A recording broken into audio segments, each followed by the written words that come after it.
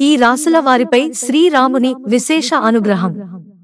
రాఘవుని దయతో వీరికి ఏ కష్టం ఉండదు. శ్రీరాముడు జగత్తును పాలిస్తాడు. శ్రీరాముణ్ణి ఆరాధించే ఏ సాధకుడైనా జీవితంలో ఎల్లప్పుడూ సంతోషం, శాంతి, శ్రేయస్సు పొందుతాడు. శాస్త్రాల ప్రకారం శ్రీరాముని పూజించే వ్యక్తికి లక్ష్మి అనుగ్రహం లభిస్తుంది. ఇక జగదభిరాముడు, సకల గుణధాముడైన శ్రీరాముడి జన్మదినమైన చైత్ర శుద్ధ నవమిని హిందువులు అత్యంత వేడుకగా, భక్తి శ్రద్ధలతో జరుపుకుంటారు. పల్లె, పట్టణం అనే తేడా లేకుండా దేశవ్యాప్తంగా సీతారాముల కళ్యాణం జరిపిస్తారు.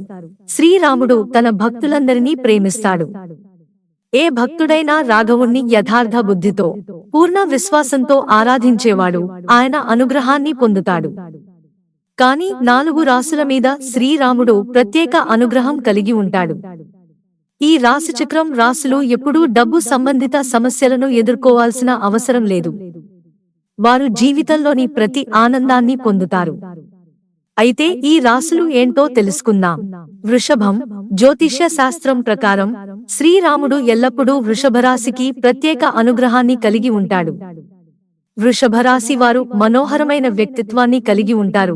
చాలా కష్టపడి పని చేస్తారు. వారు చేపట్టిన ప్రతి పనిలో విజయం సాధిస్తారు.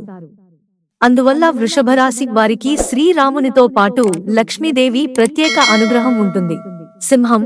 సింహరాశి వారిపై కూడా శ్రీరాముని ప్రత్యేక అనుగ్రహం ఉంటుంది.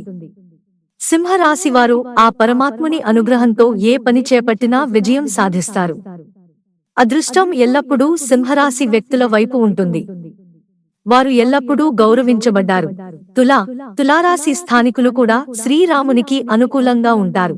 తులరాశి వారు ఎంత కష్టమైనా పనిచేసి విజయం సాధించడానికి వెనుకాడరు.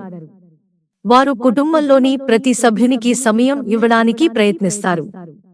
రామయ్య అనుగ్రహం వల్ల ఆయన జీవితంలో ఎలాంటి ఆర్థిక సంక్షోభం రాదు. కర్కాటకం. జ్యోతిష్య శాస్త్రం ప్రకారం కర్కాటక రాశి వారు శ్రీరాముని అనుగ్రహంతో జీవితంలో గొప్ప పురోగతిని సాధిస్తారు. శ్రీరామునిలాగే కర్కాటక రాశి వారు కూడా చాలా ప్రశాంత స్వభావాన్ని కలిగి ఉంటారు.